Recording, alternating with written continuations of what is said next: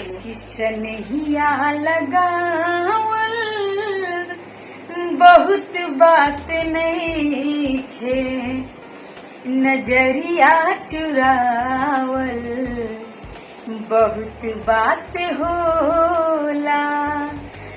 समझे न पैनी तहार असली इरादा, रूपवा के जाल में धरा गईनी दादा। कि समझे न पैनी तहार असली इरादा, रूपवा के जाल में धरा गईनी दादा। केहू के रुआवल बहुत बात नहीं खे, रुआ के हंसा